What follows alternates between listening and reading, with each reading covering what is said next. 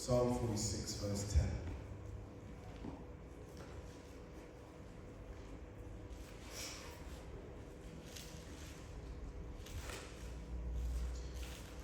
Psalm 46, 10. Reading in Jesus Christ's name. Amen. Be still and know that I am God. I will be exalted among the nations. I will be exalted in the earth. Amen. Amen. Sit down. This was God speaking to David now. And now I want to provide some context for why God's spoken to him like this, and why he said this to David.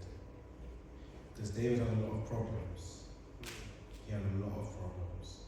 There are a lot of worries about his life.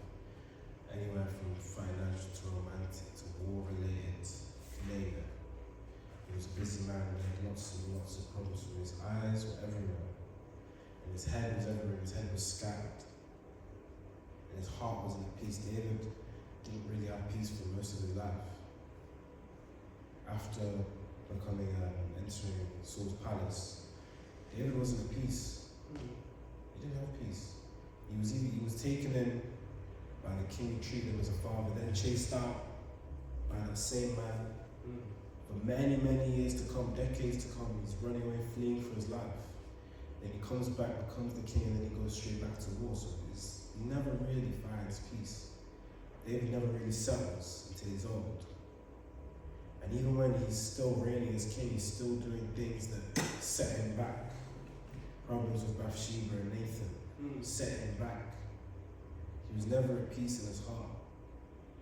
But in light of this, God had to remind David of who he was. Amen. That's why he gave him this specific message in words: be still and know that I am God. Amen. God is asking David to be still because David is not in one place in his mind. David is left, right, center, forwards, backwards, upwards, downwards. He's worrying about everything. He's looking at everything. His eyes are always wandering. God is saying to David, stay where you sit right there. Just be calm for a second. Just be calm. Be still. Stop wiggling everywhere. Be still. And then he says, be still. He says, and know that I am God. Amen. This is God trying to remind David that this life in this world isn't for him to dictate, and it isn't for him to control whether he likes what happens in it or not. God is reminding David that it's him who takes care of problems. Right? Because David is a man that's going to try to take care of everything himself. He's going to try to put his burdens on his shoulder and not look to the next man for the help. But God is reminding him that he has support. He says, be still and know that I am God. Know that I can carry your weight. Know that you don't need to control. Know that I am in control of everything in your life. Know that I am the captain of the ship. You're not the captain. You don't control where the boat's going. I do. It's me. And it's an invitation. God saying, be still is an invitation to be calm. Not just for David, but for us. Amen. It's an invitation to stop worrying about your problems, whatever they might be. Because stress will always be there regardless. It's just about how you approach it. If you worry about worrying, you're still worrying. You can't stress yourself too much. You can't enjoy life and stress yourself because there will always be problems, there will always be hardship. So God is inviting us today to be still, to be calm. In light of everything, be calm. And know that He's the one who provides, He's the one who takes care of things, He's the one who controls. He's the one who makes decisions. He doesn't want you to panic.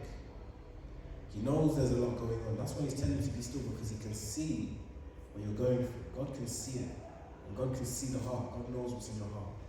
God knows how you're suffering. God knows how you're panicking. God knows your circumstances. God knows it's difficult. And He wants you to know that when things are outside of your control, it doesn't mean it's the end of the world. You may be in a difficult circumstance, a difficult situation, but it's not the end of things. It's never the end. Always reach out for that support above. Before you look left, right, and center, look above. Amen. He's reminding you of who He is. He's everywhere, but sometimes you can't see Him. When there are problems in life, we don't always look to God first, because that's human nature. People look to God as the second, third, fourth, or fifth option, never the first. Neither did David. But this is something that we should be taking a page out of this book from, something we should be learning from. We need to be still and know that He is God. Amen. We need to be calm and know that things will be okay, even if they're out of